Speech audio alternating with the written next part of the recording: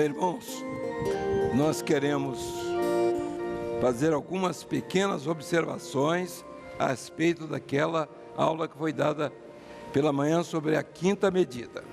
Primeiramente, nós queremos dizer aos nossos irmãos, deve ficar bem claro, de que nós não estamos concorrendo com Einstein.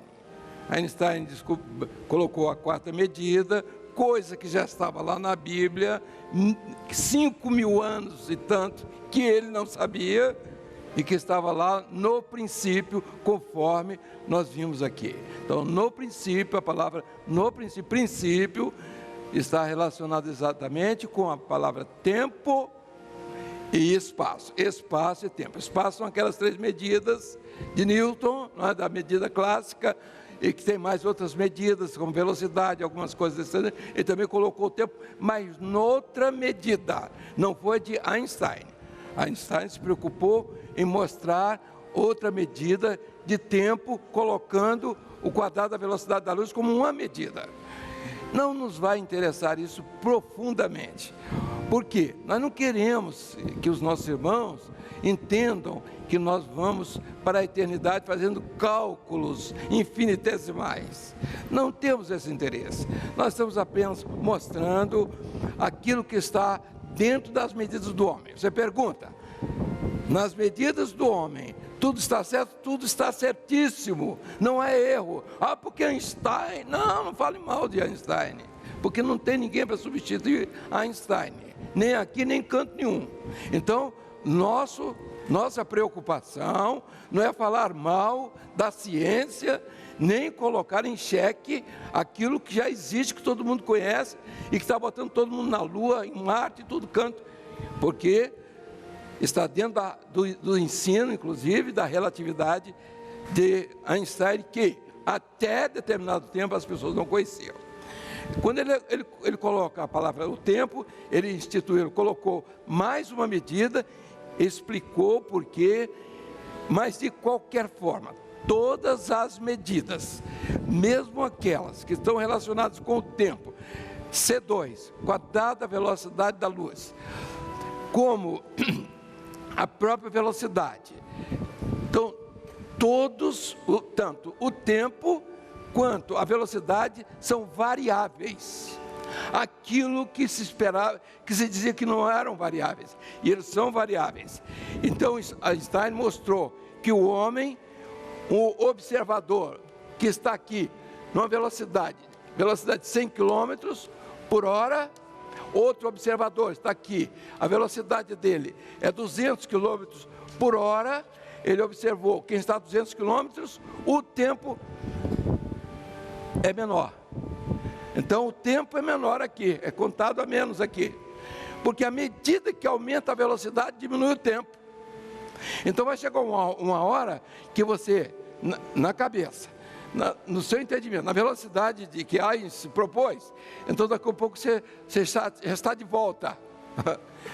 Então você não está mais naquele tempo que está sendo levado, mas aquele tempo que ficou para trás. Não é uma explicação que, de qualquer forma, o que ele colocou? O tempo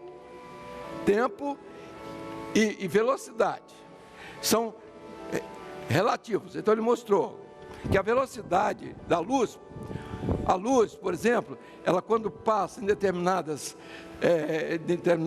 elementos, seja o que for, quando ela sai do seu foco e passa por certos meios, ela sofre uma mudança de direção, não é a refração, mas é uma defração, seja lá um nome que qualquer, mas muda. Então, tudo nas 4 medidas, o que é importante, tudo dentro das 4 medidas, tudo é relativo.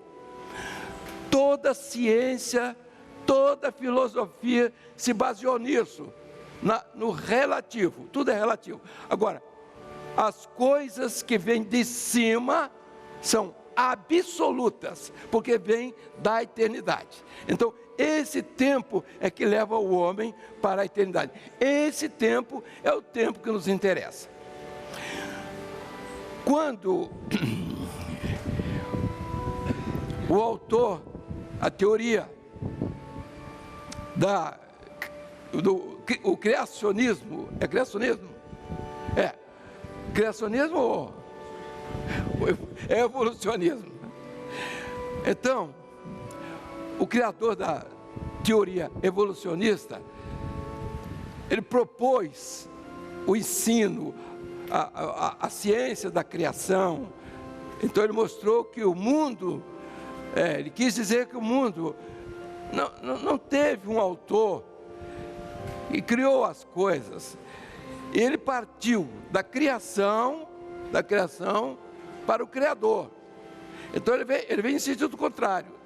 Então ele começou a demonstrar aquilo que existe, e da existência ele quis voltar para o Criador. Então, quem criou não foi Deus.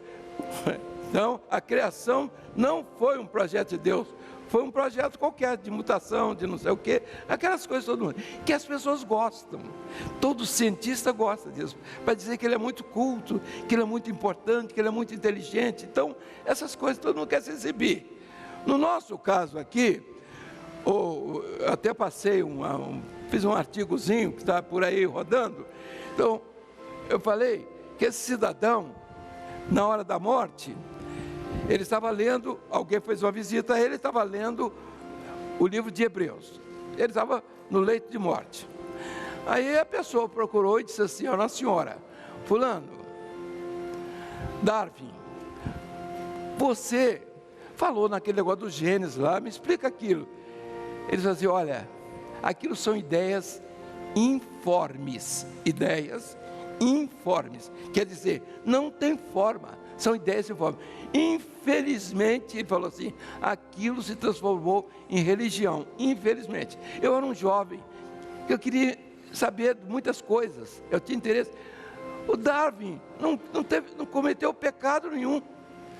Ele procurou pela ciência explicar uma coisa que muito fácil de explicar.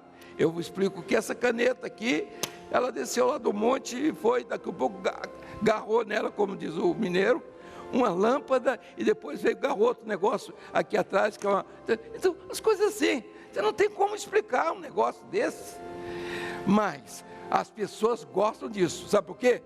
Porque é a rebelião do pecado, o pecado original, observe, provocou uma rebelião. E essa rebelião, ela sabe onde é que está? Ó, ela está aqui, ó. Ó. Aqui, ó. Aqui, nos orelhudos e bocudo. Entendeu? O pecado da rebelião. Aqui está a razão. O homem pensa que vai entrar na eternidade pela razão. A razão vai sofrer aqui as consequências aqui. O homem precisa ter razão? Precisa. Você recebeu a bênção do Espírito Santo. Perdeu a razão? Sim ou não? Sim ou não? Não. É claro que não. O que aconteceu? O Espírito Santo começou a trabalhar numa parte da sua mente. Ele tomou toda a sua mente. Você só faz, então, aquilo que você é um anjo. Então você é santo. Não existe isso. O que Deus quer na sua vida, Ele quer que o Espírito Santo trabalhe na sua vida, lutando aqui contra a carne. O Espírito luta contra a carne. O Espírito tem que vencer. O que acontece na sua razão? O pecado não domine mais a sua vida. Não é o pecado aqui da sua razão, da rebelião, que vai dominar a sua mente, mas é o Espírito Santo que vai dominar a sua razão. Paulo diz assim: não mais eu vivo, não é mais a minha razão, mas é Cristo vive em mim. É o Espírito Santo dirigindo Paulo. E todas as vezes que Paulo não fez aquilo que o Espírito Santo queria que ele fizesse, tomou a surra, apanhou. Ele saiu, foi para o canto, não vou para Bitina, saí da Bitina, vou não sei o que, tá. Foi para lá, não sei para onde, por conta dele. Chegou lá, foi bater no cárcere, tomou uma surra, não foi? E tudo isso que muita gente precisava, para entender que a obra é do Espírito, que não é dele. E nós temos dificuldade para mostrar os cabeças duras que não entendem essas coisas. Nós não estamos mais no momento de religião. A religião ficou para trás.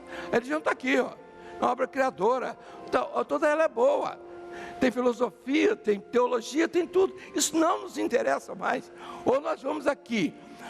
Ser teólogo, ser filósofo, não tem problema nenhum.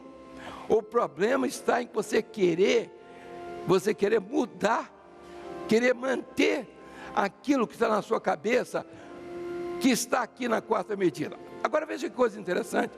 Jesus esteve nessa quarta medida, sim ou não? Esteve ou não? Sim. Como foi que ele esteve aqui? Ele esteve aqui como homem. Os irmãos sabem, quando Deus envia, ele envia Jesus como homem. Jesus faz parte da quarta medida. E ele saiu da quarta medida, entrou na quinta medida, quando? Quando? Hein? Quando foi que Jesus saiu da quarta e entrou na quinta? Quem sabe? Levanta a mão. Hein?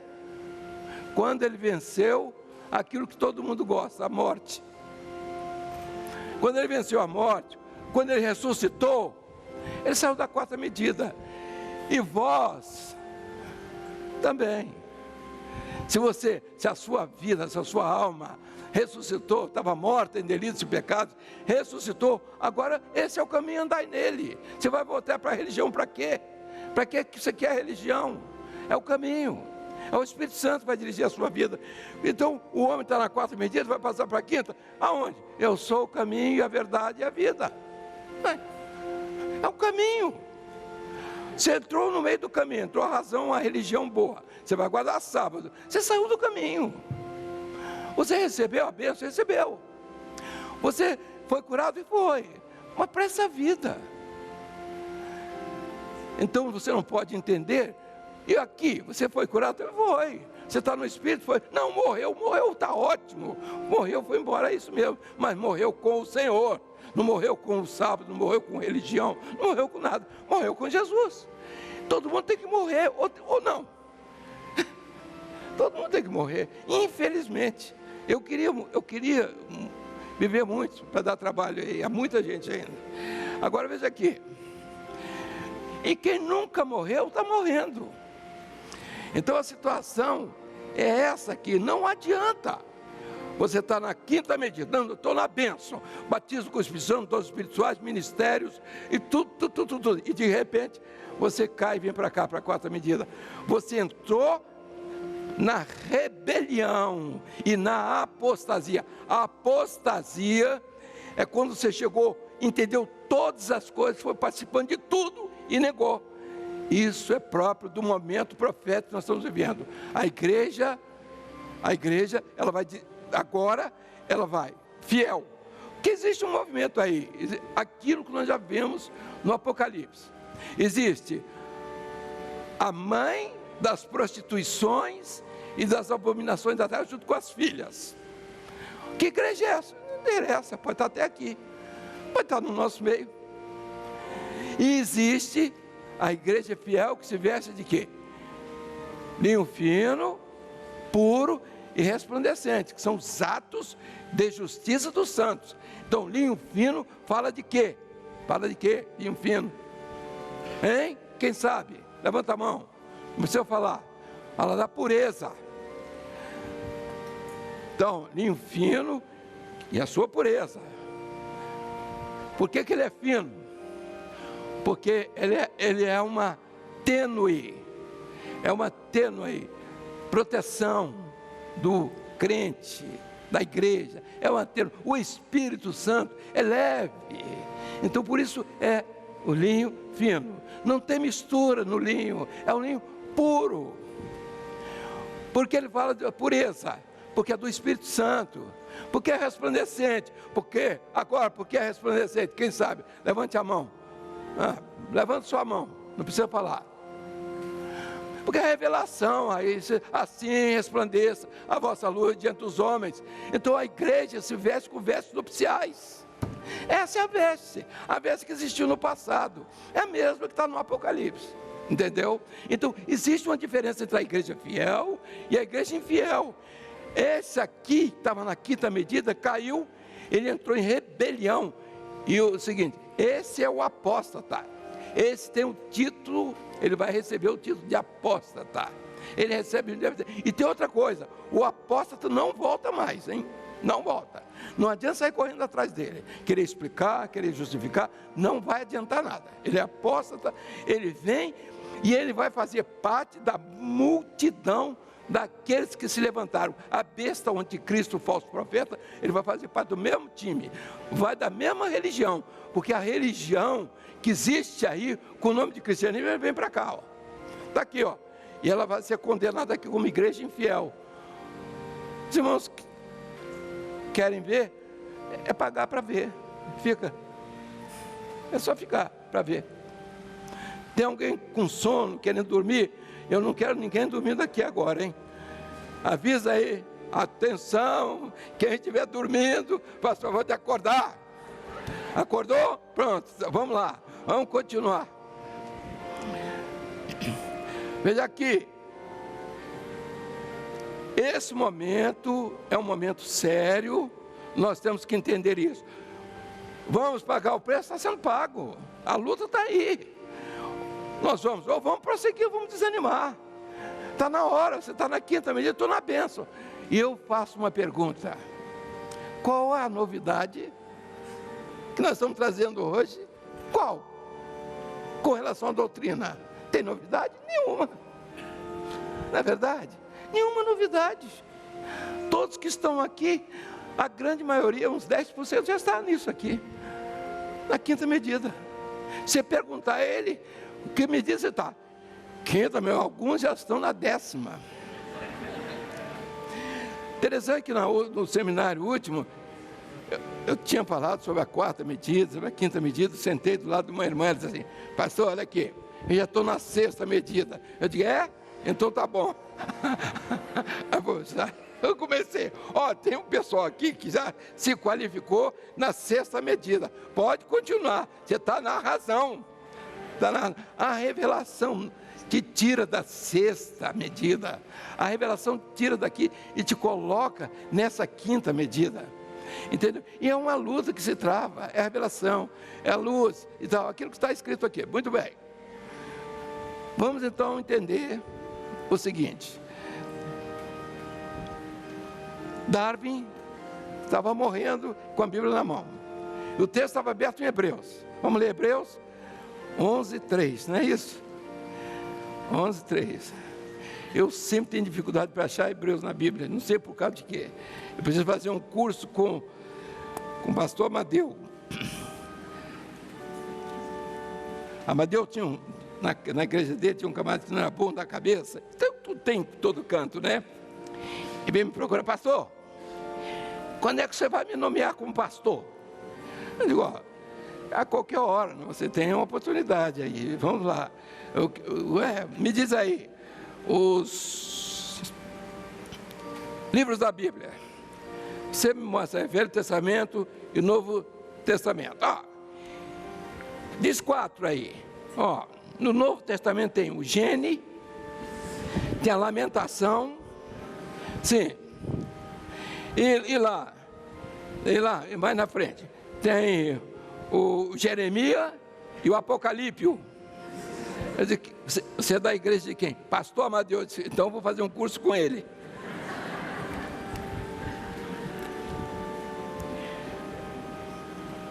Vamos ler aqui olha aqui, o que Darwin não sabia.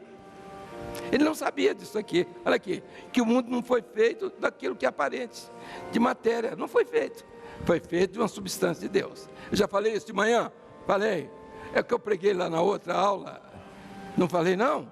Você está vendo como é que eu tinha que vir aqui? Então vamos ler, 11:3, comigo. Pela fé, entendemos que mundos, pela palavra de Deus, foram criados, de maneira que aquilo que se vê não foi feito. Darwin achou que ele tinha descoberto a porva e não descobriu, porque ele pegou o que é aparente o bico do passarinho, que em determinada parte é pequenininho, e virou um bicão grande. Então, ele pegou o que era aparente. A obra de Deus, os mundos não foram criados por aquilo que você está vendo, por matéria, mas por substância de Deus. A palavra substância de Deus é a única coisa que Deus mostrou que é diferente de tudo. Porque Deus, a substância de Deus, tem até uma expressão lá no hebraico, que é o aionios, que é substância de Deus. Não existe. E quando ele envia Jesus, ele enviou substância de Deus. Quando ele enviou o Espírito Santo, substância de Deus. Agora vamos só terminar aqui com isso aqui, ó. Olha lá. Vamos ver aí, meia hora para botar esse troço no quadro, hein? Eu tomei o lugar de Gilson aqui, mas não tinha nada que me deixar entrar. Revelação da quinta medida no Evangelho.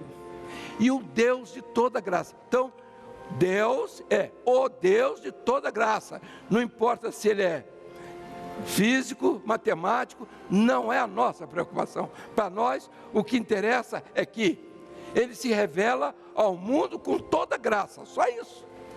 O que é o resultado de toda graça? Pode catar tudo que você tiver na cabeça e é dessa. Tá. Ainda bem que tem você para me ajudar aí, naquele camada ali. Então está aqui, o Deus de toda graça. Ele se revela através do Evangelho. É o Evangelho. O que é o Evangelho? É um projeto, observe, que sai da eternidade. Então o Pai está aqui. E se revela esse Evangelho através de quê? Da palavra viva. Qual é a palavra viva? Palavra revelada. É a palavra viva. Jesus não se revela pela letra. Ele se revela pela palavra viva. E essa palavra viva, ela se expressa através da vida de Deus, da vida de Jesus, que é manifestada através de quê? Do Espírito Santo. Então não existe vida em outro elemento que não seja o Espírito Santo. E você quer estar na quinta medida, você não entra nela sem ter a vida do Espírito Santo, porque essa aqui vai te levar lá para o fundo, vai te levar para o poço do abismo. Se você quiser, é questão de opção. Então esse Espírito Santo, ele age da vida da igreja. A igreja tem um tempo dela e ela se manifesta através da revelação de Jesus. A igreja não existe porque ela tem dinheiro, porque tem um cidadão barbudo com um troço na cabeça, como lá anglicano, um negócio de ouro, aquela riqueza toda. A igreja de Cristo se revela por atos de fé. Esses atos que muita gente corre deles com medo da polícia, com medo de justiça, com medo de mentiras. A obra do Espírito, ela tem que ser entendida pelo Espírito. Se você quiser entender a obra sem ser pelo Espírito, então tem que condenar Paulo, Pedro, porque foram presos. Tiago, morto à espada. É isso mesmo, tinha que morrer mesmo. É isso mesmo, não prestavam. É isso que você tem que dizer. Isso é a palavra da carne, da razão, dos medrosos, dos covardes. Isso é a palavra. A igreja de Cristo não é assim. Ela sabe o que tem, ela sabe, não, isso não está certo. Isso aqui, a vida não é isso, não. Então, ela sabe se comportar. E ela sabe se posicionar. E ela não tem medo de nada. Ela não precisa ficar se expondo em jornal, gritando, não é nada disso. Ela tem sua convicção, ela vai continuar servindo ao Senhor. Da mesma forma. Por quê? Porque qualquer um de nós vai passar. Agora, o irmão Hernandes aqui morreu e agora não sei como vai ser daqui para frente. Ele fazia abertura aqui. Olha aqui. E o que está falando aqui? Morreu. 4 para levar para o cemitério e a obra continua. Não tem esse negócio não. Deixa que estiver chorando, chora, é isso mesmo. Alguns vão bater palma, soltar foguete. Está tudo certo. Mas aqui a obra não para. Ela não vai parar porque a morte já está vencida, ela está desqualificada. E aqueles que estão no eterno, eles estão vivendo a antecipação de uma vida eterna. Vamos viver essa vida, ninguém, eu quero morrer, quer morrer nada, conversa. Então veja aqui, a igreja tem que se manifestar a sua fé, usando os recursos da graça para a vida eterna. Então essa fé que foi dada ao céu, essa fé está aqui, manifesta aqui, os recursos colocados à disposição do homem, a inspiração, o caminho, que é Jesus, olha aqui o caminho, é o Filho, é o caminho aqui, não tem outro caminho, está aqui, a fé, não é? O Pentecostes, o derramamento do Espírito, batismo com o Espírito Santo, está bem, então, tudo isso aqui, e caminhamos para a vida eterna, o arrebatamento da igreja. Então, nós agora podemos entender, nos situar na quinta medida. Mais uma observação final. Nós não vamos cobrar dos nossos irmãos quinta medida. Nós não temos motivo, não posso chegar aqui e dizer assim, eu posso até, à guisa de, assim, de uma brincadeira ou qualquer coisa, eu posso até dizer, como é que é? Você já chegou na quarta medida? Posso até brincar. Mas acontece o seguinte, não é isso que nos interessa. Nós temos que entender que os nossos irmãos, se eles não estão aqui, a culpa é nossa. Se os nossos irmãos que estão aqui não estão na quinta medida, nós, os pastores, os obreiros que estamos na frente pregando, é que somos os culpados disso. Esse é que é o problema. Mas nós vamos entender uma coisa, que não é assim. Nós temos já entendido um conjunto de doutrinas que se somam para nos colocar, para nos situar, para nos fazer caminhar nessa quinta medida. Quando nós andamos em C2, nós estamos nessa velocidade, é uma revelação, C2 para nós é uma revelação, nós não alcançamos a luz é uma coisa, a outra coisa é a velocidade da luz é para essa medida, nós andamos nela, e Jesus, se andarmos na luz, como ainda a luz está, então nós temos que andar, às vezes nós escapulimos um pouquinho, né? Mas temos que andar. Então nós temos comunhão uns com os outros. Então se o irmão está na luz, eu estou na luz, então temos comunhão, está acabado. Porque ele tem a revelação, eu tenho a revelação. Agora ele tem religião, eu tenho revelação, ou eu tenho religião, ele tem revelação, não tem como. Não tem como compatibilizar isso. É tão difícil entender isso, não é? Quem foi que não entendeu? Vou começar tudo de novo. Gilson, você vai embora que eu cuido do resto aqui. Não tem café, não tem nada. O que o que interessa é que os irmãos que estão aqui, alguns que não estão, que deviam estar, têm que levar para as suas igrejas uma mensagem. Tudo agora está aqui. A mulher samaritana, agora vamos lá. A mulher samaritana, onde é que estava a quinta dimensão? Onde é que estava a quarta dimensão na mulher samaritana? A quarta dimensão, ela tinha o poço, ela tinha o cântaro, ela tinha água, e o pai que cavou, mandou cavar, estava na quarta dimensão. Ela tinha uma religião igualzinha à de Jesus. O pai que cavou o poço, a água que é o Espírito Santo. Quem foi lá para a profundidade buscar a água foi Jesus, né? Então, veja aqui, ela estava na quarta dimensão, mas quando ela conheceu, o que ela conheceu? O que ela conheceu para ir para a quinta? Qual foi? Qual foi a revelação? Quando ela disse, eis que és profeta. Então ela conheceu a revelação. Pois é, você teve tantos maridos e o que você tem não é seu. Quantos que ela teve? 5 ou 6? 5. E o sexto é o homem, o número do homem. Até agora, minha amiga samaritana, você não chegou lá. Então, agora você entendeu. Vamos lá, o cego de Jericó. Onde é que estava a quinta dimensão? Vou perguntar aqui, você. Pode ser outro também, né? Isso é uma agressão, né? Você. É o seguinte.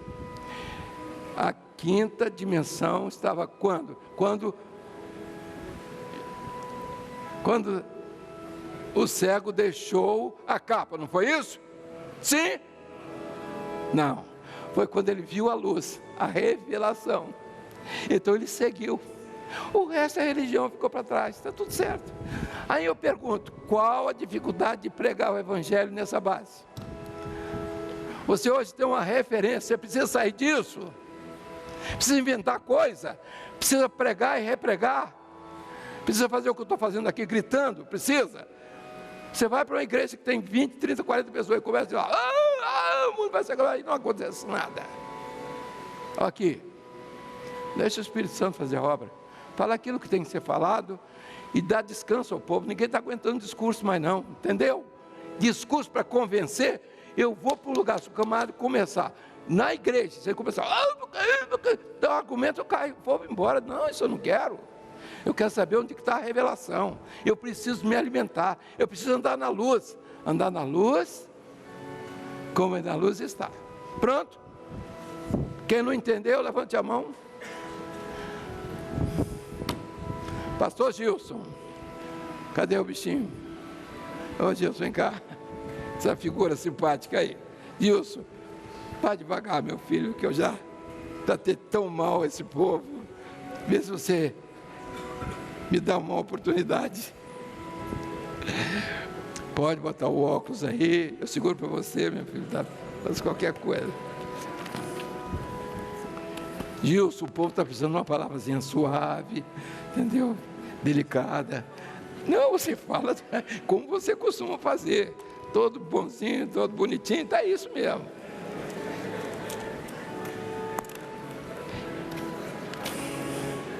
Eu disputo com ele. Há dias atrás, eu botei um óculos aqui, fashion.